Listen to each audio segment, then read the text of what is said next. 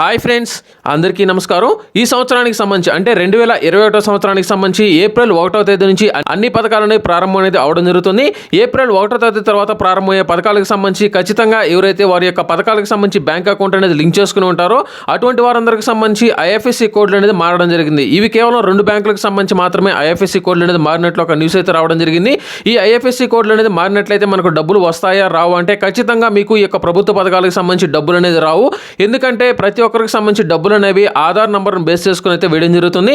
ఈ ఆధార్ నంబర్కి ఏవైతే బ్యాంక్ అకౌంట్లు అనేది లింక్ చేసుకుని ఉంటారు అంటే మనకి ఎన్ని బ్యాంక్ అకౌంట్లు ఉన్నా సరే ఆధార్ నంబర్కి లింక్ అనేది చేస్తారు. కాబట్టి ఈ ఆధార్ కార్డుకి ఏదైతే బ్యాంక్ అకౌంట్ అనేది లింక్ అయి ఉంటుందో ఆ బ్యాంక్ అకౌంట్కి సంబంధించిన అకౌంట్ నంబరు అలాగే ఐఎఫ్ఎస్సి కోడ్ అనేది మనకు ఏ ప్రభుత్వ పథకానికి సంబంధించి మనకు డబ్బులు అనేది రావాలనుకుంటున్నామో ఆ ప్రభుత్వ పథకానికి సంబంధించి మన యొక్క పేరు అలాగే ఆధార్ కార్డు నంబరు అలాగే bank account number IFSC code అనేది ఇవ్వడం జరుగుతుంది.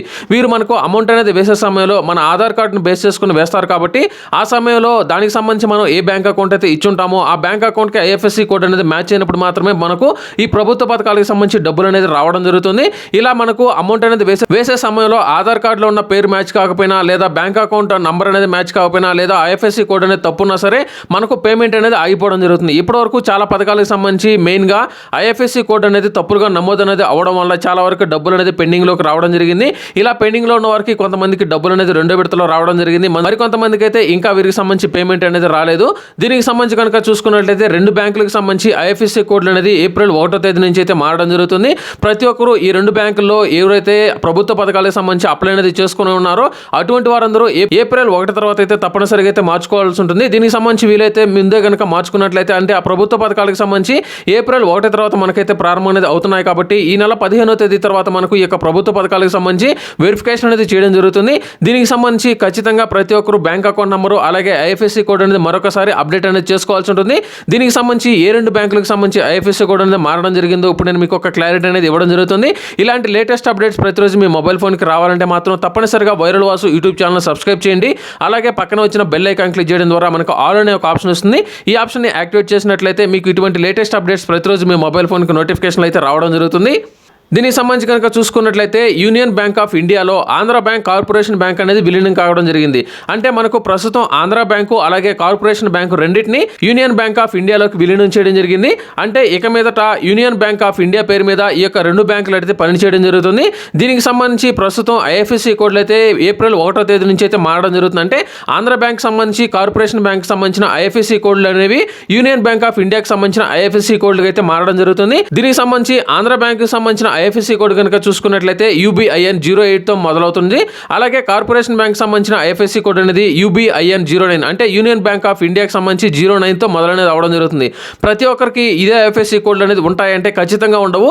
ఉదాహరణకు ఆంధ్ర బ్యాంకుకి సంబంధించిన ఐఎఫ్ఎస్సి కోడ్ అనేది UBIN 08 తో స్టార్ట్ అనేది అవడం జరుగుతుంది. ఆ తర్వాత మనకి 001 లేకపోతే 002 లేకపోతే 003 అనేది ఈ విధంగా ప్రతి ఒక్క బ్రాంచ్కి ఒక నంబర్ అనేది చివరిలో యాడ్ అనేది చేయడం జరుగుతుంది.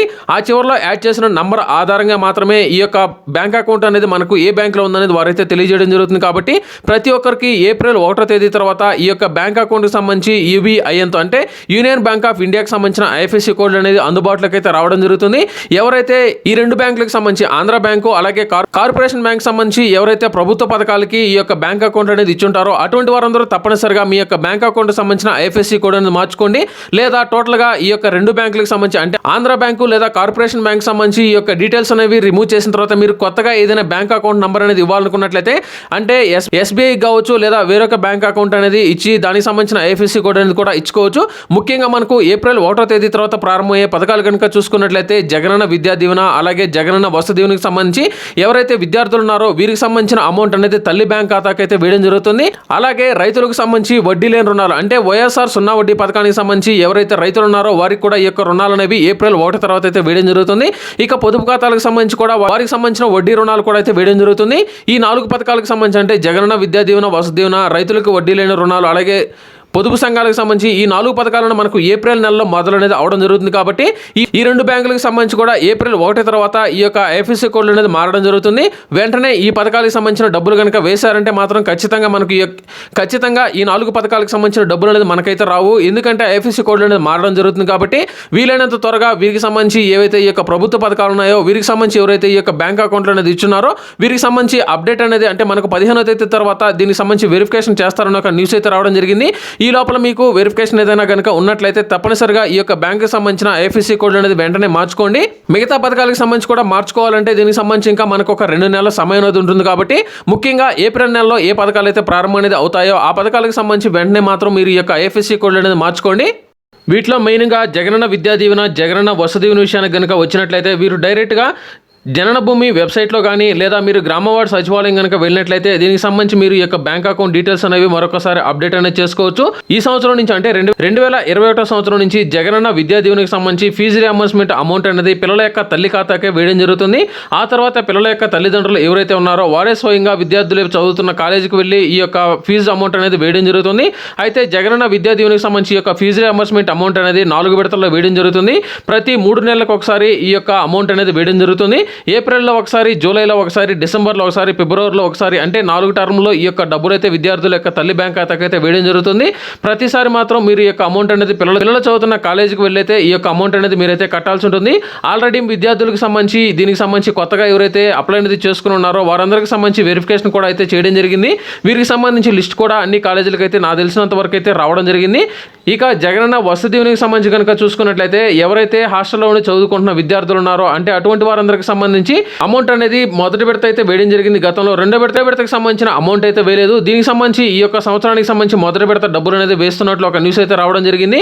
ఇక రైతులకు సంబంధించి వడ్డీ లేని రుణాలు కనుక చూసుకున్నట్లయితే అంటే వైఎస్ఆర్ 0 వడ్డీ పథకానికి సంబంధించి ఎవరైతే రబీ అలాగే ఖరీఫ్ సీజన్కి సంబంధించి గతంలో ఎవరైతే ఈ యొక్క రుణాలను తీసుకుని ఉంటారో అటువంటి వారందరికీ కూడా ఈ యొక్క అమౌంట్ అయితే వేయడం జరుగుతుంది. ఇకపోతే పొదుపు సంఘాలకు సంబంధించి ఎవరైతే డ్వాక్రా మహిళలు ఉన్నారో అటువంటి వారందరికి సంబంధించి గత 2 నెలల నుంచి దీనికి సంబంధించి ఈ యొక్క వెరిఫికేషన్ అనేది చేస్తున్నారు. అంటే ప్రస్తుతం ఎన్నికల కారణంగా చాలా దగ్గర అయితే ఆగిపోవడం జరిగింది. వీరందరికి సంబంధించి డాక్యుమెంట్స్ అనేవి మరొకసారి అయితే ఈ మధ్య కాలంలో సబ్మిట్ అనేది చేయడం జరిగింది. నాకు తెలిసినంత వరకు చాలా వరకు ఆంధ్ర బ్యాంక్లో ఈ యొక్క బ్యాంక్ అకౌంట్లు అనేది చాలా మందికి అయితే ఉన్నాయి. ఎవరైతే ఈ యొక్క డ్వాక్రా మహిళలు ఉన్నారో అటువంటి వారందరూ ఈ యొక్క ఆంధ్ర బ్యాంకుకి సంబంధించి మీ యొక్క వివరాలు కనుక నమోదు అనేది చేసుకుని ఉన్నట్లయితే అంటే ఈ యొక్క బ్యాంక్ అకౌంట్కి సంబంధించి మీ యొక్క ఐఎఫ్ఎస్సి కోడ్ అనేది తప్పనిసరిగా మార్చుకోండి. ఆంధ్ర బ్యాంక్లో చాలా వరకు డ్వాక్రా మహిళలకు సంబంధించి యొక్క గ్రూపులు అయితే ఉన్నాయి. కాబట్టి ప్రతి ఒక్కరూ మీకు సంబంధించి ఐఎఫ్ఎస్సి కోడ్ అనేది మారిందా లేదా ఒకసారి మీరైతే బ్యాంకుకి వెళ్ళి అయితే తెలుసుకోండి. అలాగే ఆంధ్ర బ్యాంకు, కార్పొరేషన్ బ్యాంకుకి సంబంధించి ఎవరైతే చెక్కులు అనేది తీసుకున్నారో ఆ చెక్కులు అనేది ఏప్రిల్ 1 తర్వాత అయితే పనిచేయని ఒక న్యూస్ అయితే రావడం జరిగింది. ఎవరైనా సరే మీకు సంబంధించి ఆంధ్ర బ్యాంకు అలాగే కార్పొరేషన్ బ్యాంకు సంబంధించి చెక్కులు అనేది తీసుకుని తర్వాత బ్యాంకులో వేస్తాం అనుకున్నట్లయితే అటువంటి వారందరికీ ఏప్రిల్ 1 తర్వాత అయితే ఈ యొక్క చెక్కులు అనేది పనిచేయవు. దీనికి సంబంధించి మీరు ప్రతి ఒక్కరూ యూనియన్ బ్యాంక్ ఆఫ్ ఇండియాకి సంబంధించి ఈ యొక్క బ్యాంకుకి కనుక వెళ్ళినట్లయితే మీకు పూర్తి సమాచారం అనేది తెలియజేయడం జరుగుతుంది. మీ బ్యాంకుకి సంబంధించి ఐఎఫ్ఎస్సి కోడ్ అనేది మారినట్లయితే మీకు సంబంధించి ఎవరైతే బ్యాంక్ అకౌంట్కి ఆధార్ నెంబర్ అనేది లింక్ చేసుకుని ఉంటారో అటువంటి వారందరికీ మెసేజ్లు కూడా వస్తాయని ఒక న్యూస్ అయితే రావడం జరిగింది. వీలైనంత వరకు మీకు తొందరగా మీరు బ్యాంకుకి కనుక వెళ్ళినట్లయితే అంటే ఆంధ్ర బ్యాంకుకి కానీ లేదా కార్పొరేషన్ బ్యాంకుకి కనుక వెళ్ళినట్లయితే మీకు ఐఎఫ్ఎస్సి కోడ్ అనేది మీ బ్రాంచ్కి ఏ నెంబర్ అనేది రావడం జరిగిందో వారైతే తెలియజేయడం జరుగుతుంది. ఆ ఐఎఫ్ఎస్సి కోడ్ నెంబర్ ఆధారంగా వెంటనే ప్రభుత్వ పథకాలకు సంబంధించి ఈ యొక్క ఐఎఫ్ఎస్సి కోడ్ అనేది మార్చుకోండి.